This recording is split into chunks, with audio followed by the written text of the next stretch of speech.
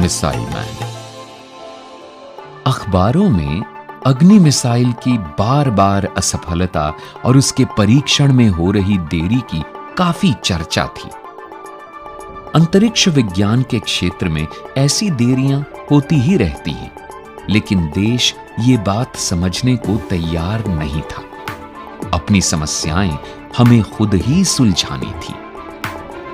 लोग अपने अपने ढंग से देरी का मतलब निकाल रहे थे।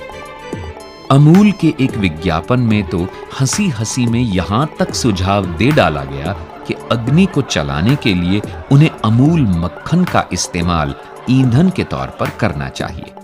परीक्षण में देर होने के कारण अखबार हाथ धोकर हमारे पीछे पड़े थे और बार बार की असफलता से मेरे दल का मनोबल टूट चुका था। मुझे वे अनेक अवसर याद आए जब हमारे दल के नेताओं ने हमारा मनोबल बढ़ाया था। मैंने सोचा कि क्यों ना मैं भी ऐसा ही कुछ करूं। मैंने एक सभा आयोजित करके अपने दल के 2000 सदस्यों को संबोधित किया। हमें एक महान अवसर दिया गया है। सभी बड़े अवसरों के साथ बड़ी चुनौतियां भी जुड़ी होती हैं। हम हिम्मत नहीं हार सकते।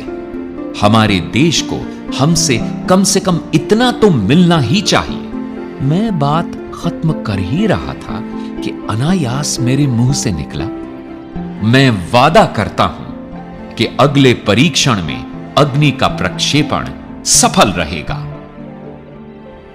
मेरा दल अचानक ऊर्जा से भर उठा। नए जोश से भरकर मेरे दल ने जबरदस्त इच्छा शक्ति दिखाते हुए बड़ी लगन से काम किया। आखिर प्रक्षेपण की तारीख 22 मई 1989 तय हुई। सेना के जनरल और रक्षा मंत्री जैसे गणमान्य व्यक्ति प्रक्षेपण देखने आए। प्रक्षेपण से पहली रात हम पूर्णिमा की चांदनी में दमकते समुद्र तट पर सैर के लिए गए। गरजती लहरें चट्टानों से टकरा रही थी।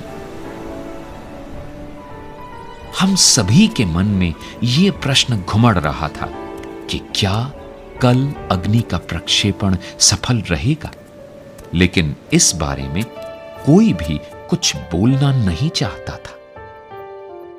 आखिर रक्षा मंत्री ने चुप्पी तोड़ी और मुझसे पूछा, कलाम, कल हमें अग्नि की सफलता की खुशी कैसे मनानी चाहिए?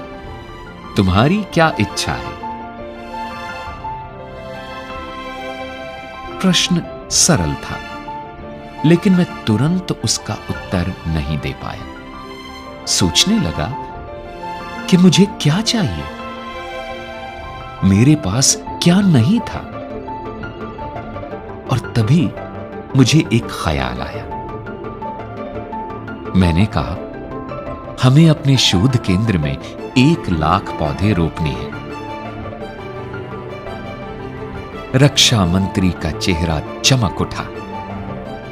उन्होंने गदगद होकर भविष्यवाणी की, अग्नि की सफलता के लिए धरती माता तुम्हें आशीर्वाद देगी।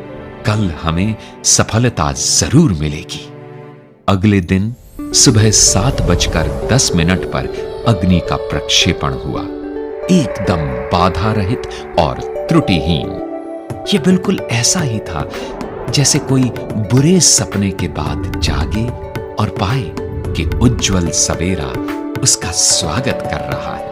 विभिन्न कार्य केंद्रों पर 5 वर्षों तक लगातार चले काम का अच्छा परिणाम मिला था।